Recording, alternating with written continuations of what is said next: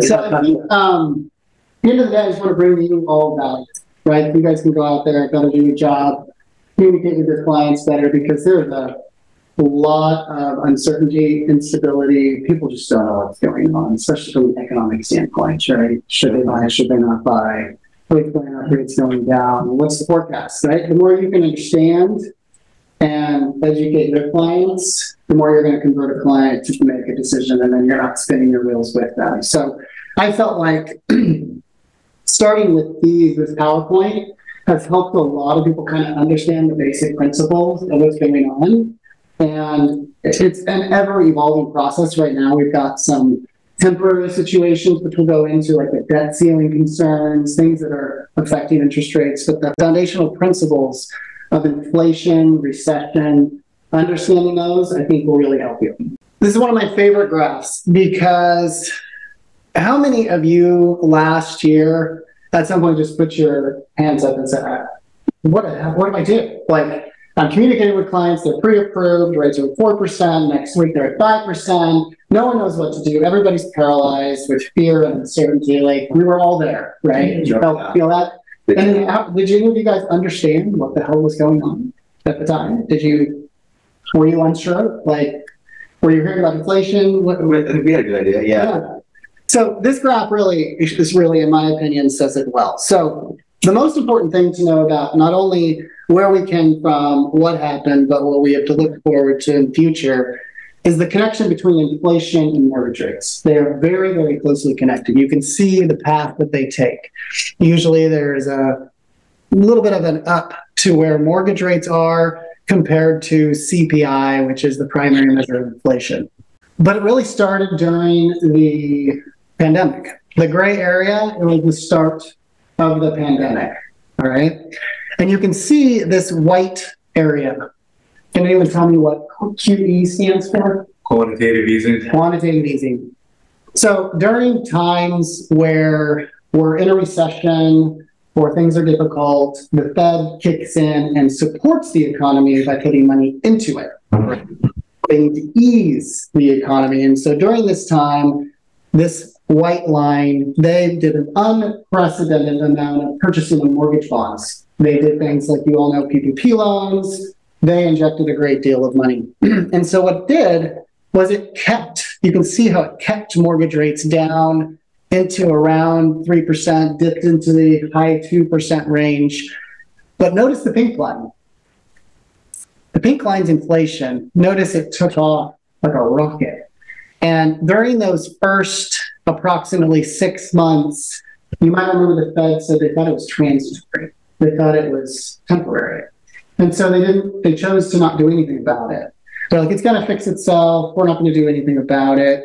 And then fast forward another 6 months and they're like, oh shit, like this is a really big problem and we have to stop quantitative easing. And you can see exactly what happened. So they stopped quantitative easing, rates then had to react, and rates caught up with inflation to where within literally less than really 6 months, we saw rates go from 3% up to 7.5%. Mm-hmm. So this is a really important connection to tie in inflation into mortgage rates, okay? Because this will guide us as we move to the future. So inflation. Talk to any economist, they will tell you inflation's on its way down. It reached its peak around August, September of last year. You can see that it was up around approaching 7%, 6.7%. It's now down around 5.1%.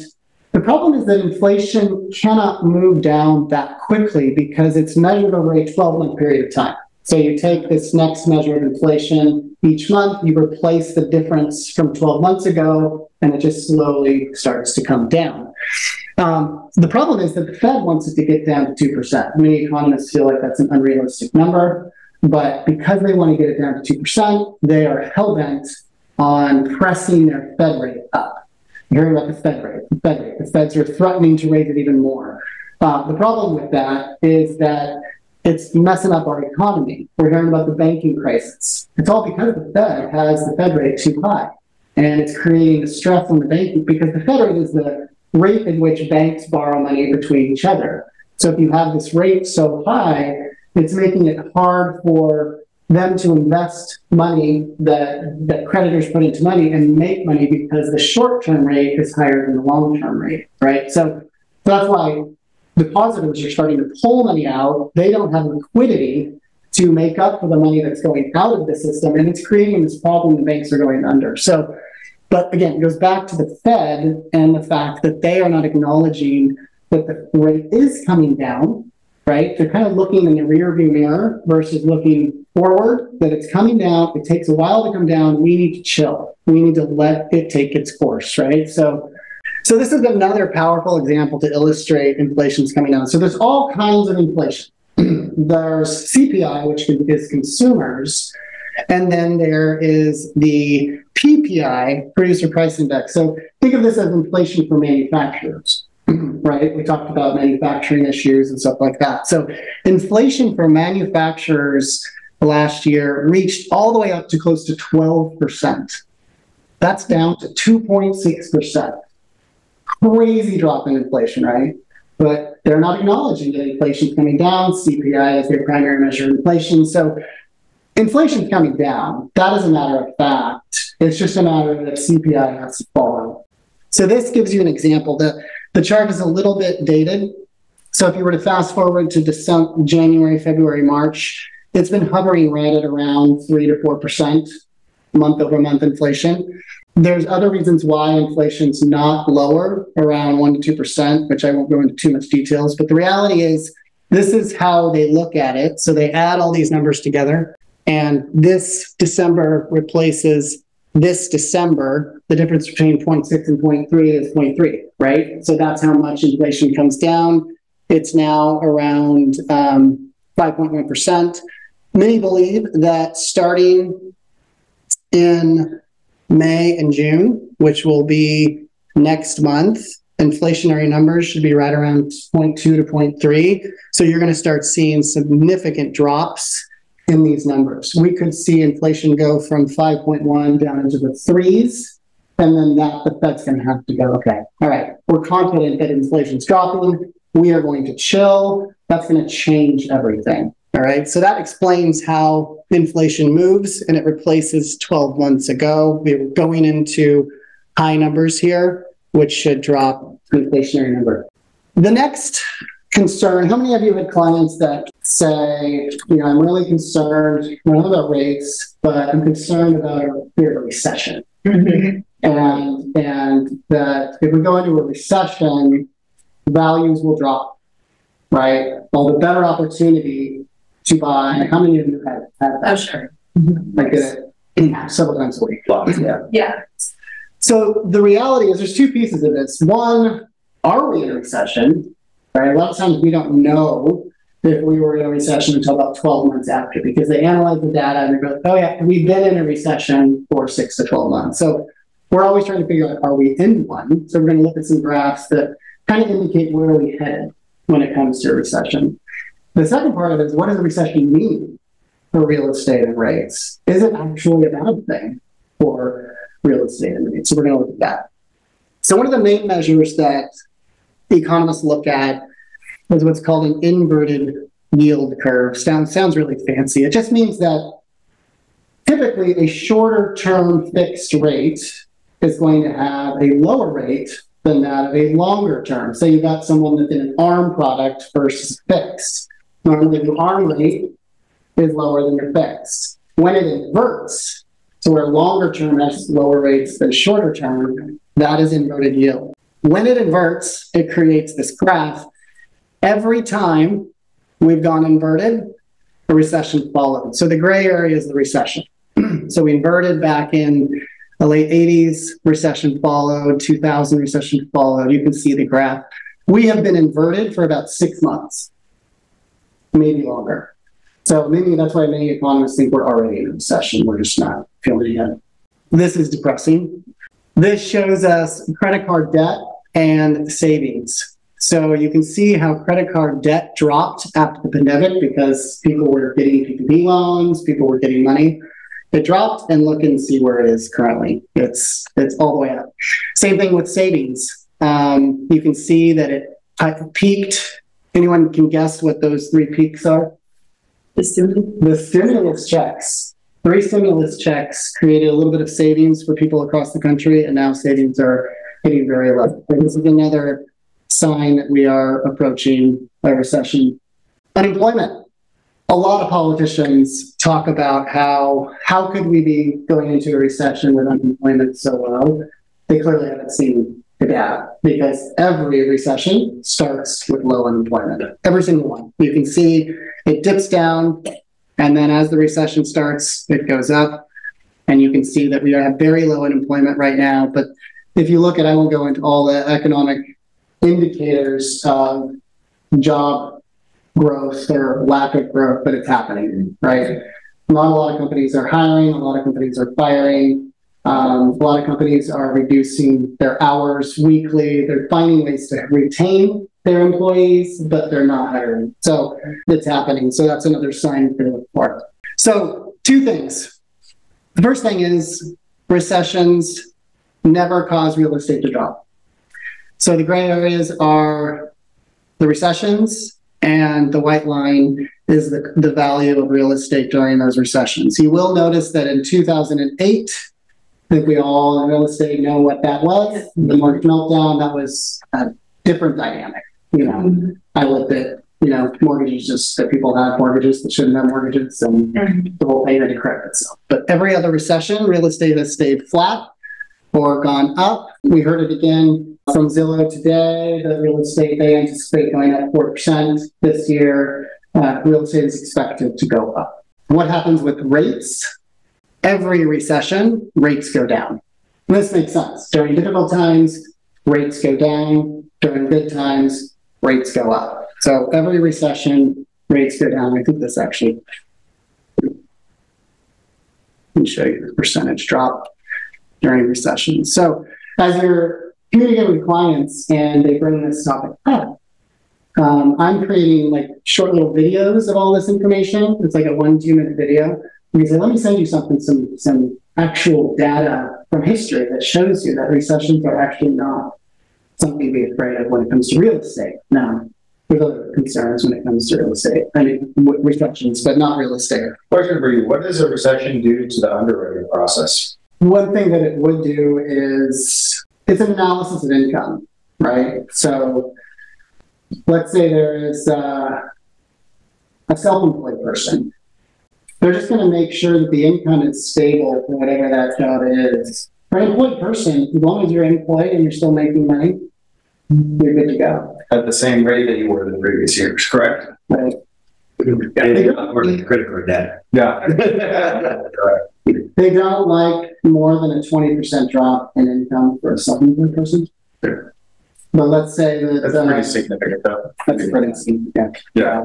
I mean, they would be fine if you were furloughed, right? They're just going to have to go off of the furlough pay. They wouldn't like going fully part-time, right? If you don't have a history of part-time work, that's not a good sign. But if you're still considered part-time or working less hours, they're going to calculate income off of the less hours. Sure. What else? Credit card debt could affect ratios, debt to income ratios. So if you have accumulated more debt, we would need to look at that. But usually we can work around that. We can. But it's not like vendors are saying, shit's going bad. We're holding tight and not writing us tight. No. Okay. When values are dropping, right, which we didn't see last year, even with a mild tiny drop, they declare certain counties as a declining market. And then you potentially have to put more down, primarily on jumbo loans, but not conforming or VA or things like that. But that would be more of a real estate value thing, not necessarily an income employment thing. Yeah. I always like to remind people that they will do a verification of employment call at the end. They always have, always will. It's the last 3 days. I had a client recently which figured it out afterwards, that the wife lost her job in the first week of the escrow. They went to verify employment. So they didn't think that they were going to ask that again. I'm sorry, yeah, they always do. We found it, we figured it out. The husband, we got creative and we got it closed. But yeah, I always mention that. But yeah, always happens. So That's the only thing I can think of about with a recession, with unemployment situations.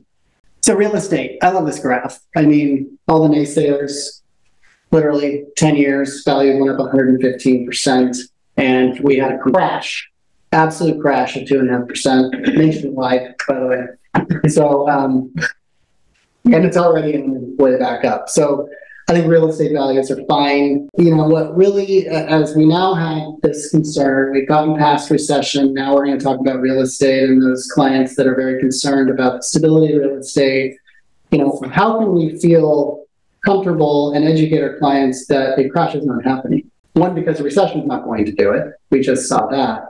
Two, what is the dynamic that we're experiencing? It's supply and demand, isn't it? There's no product when supply is low that suddenly the value of that product goes down. You know, we have some of the lowest inventory in history. So let's take a look at that. So this shows back there above, but that's 2007 where it peaked, where there was, so in 07 we had 4 million listings, and you can see that it's just come down, right? We now are at 980,000, but what's crazy about 980,000 is because inventory is so low and they're selling so fast. Typically, it's been fluctuating. It's a little outdated a couple months ago, but it's been fluctuating right around 980, 960,000 of inventory, and about every month, 400 to 500,000. 400 to 500,000 of that is already in contract. Mm-hmm. So you really have available about 500,000 to 600,000 listings across the entire country. Crazy low inventory. Crazy low inventory. So this is why we have this inventory problem. This is one of the reasons why values are going up.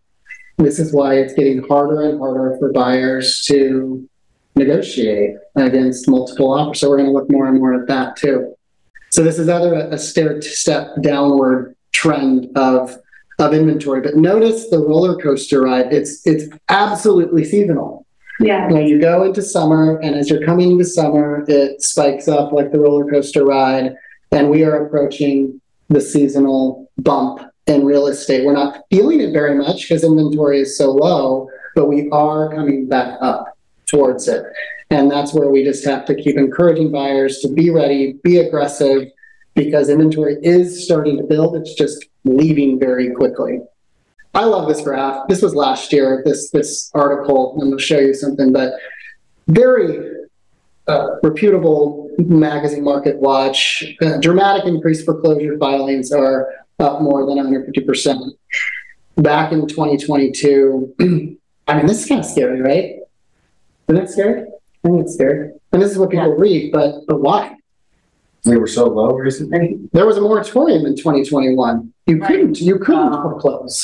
So it had to go up 150% once people could foreclose again, but it still was the lowest of all time. So this is the stuff that we as real estate agents, as lenders, have to educate our clients on. Totally understand how you feel. Like, it's scary, but let's look at the data. Mm-hmm. The data speaks the truth, not the media, because the media has rarely been wrong, right, when it comes to real estate. So fake news. So moving on. So now we have super low inventory. Demand is picking up, right? Strangely enough, higher interest rates in the present is the friend of the buyer, because the moment these rates do come down, because they're expected to start coming down next month through the end of the year. Why rates are elevated right now? Because they have been elevated over the last 2 weeks. It's the debt ceiling concern that's creating a lot of fear in the market.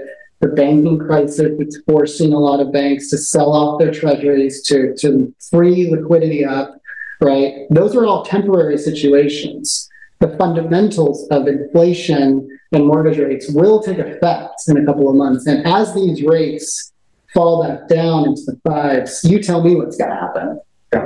Yeah. Right? Right? Every time it dips down, it goes on fire. Why do we think that June is unrealistic? Why are we suddenly looking at a low June? Because rates have gone up in the last 3 weeks, right? It's like clockwork. We felt it in January, rates dipped around 6. Then strange things happen, and we've seen it 3 times where it's like sputtering, like it wants to get going, but once we hit these inflationary numbers, it's going to be crazy. And then what happens? It's going to be harder for buyers, right? It's going to be much harder for buyers to negotiate in the market. So listings are going to go for higher. Listings are going to go July. higher. Yep, exactly. I mean, in theory, though, if interest rates lower, there's a lot of people out there that stay on the sidelines because they can't replace that interest rate.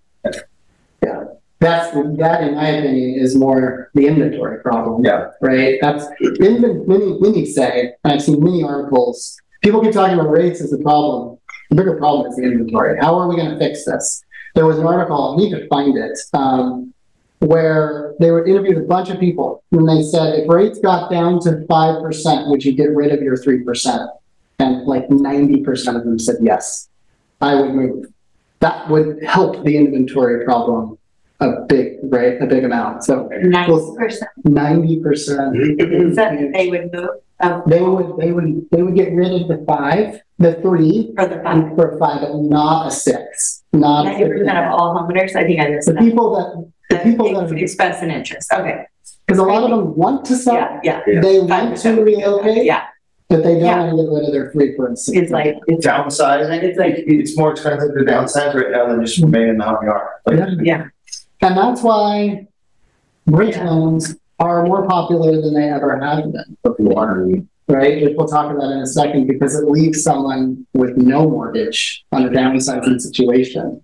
Because eventually they got enough equity in one property to pay 3 and 30 for the next property, and they don't have to deal with the mortgage. But that's the primary mode of operation with bridge loans.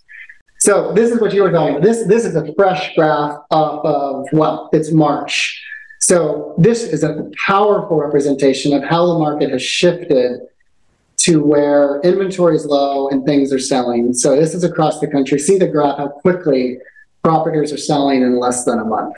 Like 70+% of properties are selling in less than a month. That means they're on the market and close in less than 30 days. You're feeling this, right? But this is nationwide. Property sold above list price. Now it's going up, like literally a direct turn. Over 30% are now going above what they were listed for in the last, since February. Days on market now going down. So this is just literally in the last month to 2 months. So again, what you're feeling is the reality. And it's always fascinating to see it on a graph, especially when it's a graph based on across the country. So people ask, we just talked about it, and I just think this is a simple understanding of, when can I time the market? We kind of already passed the bottom, I think. Like if you had the opportunity to kind of buy a couple months ago, I think that's when you will be able to negotiate a lot more 2-1 buy downs. You were able to negotiate with less than list price. I think that's now changing, but I think we're kind of at the bottom upward trend to where it's going to get a lot worse, in my opinion, as rates do drop into 5s with low inventory, because I can't tell you how many buyers I have that they don't want to do it until rates move into the 5s, even though I've tried to explain that it's a temporary rate. We will be replacing this rate in less than a year. They're fearful. They're fearful. So when you say that, is that like an adjustable rate, or would you put them in a fixed rate and have them refinance? I would put them in a fixed rate. Most adjustable rates, strangely enough, are higher than fixed with this inverted yield. So that's the reality is, the more we can encourage clients to not be afraid that they're only going to have this rate for a short time, and we can talk about it today. 2-1 buy downs, various loan types that we can help bridge that gap, but it is a temporary thing. After 6 months? 6 months. Yeah. It's a standard rule of thumb with lenders. There's what's called an EPO period, early payoff, to where if they pay it off before that, we as the bank get penalized. So we make that rate the clients ahead of time.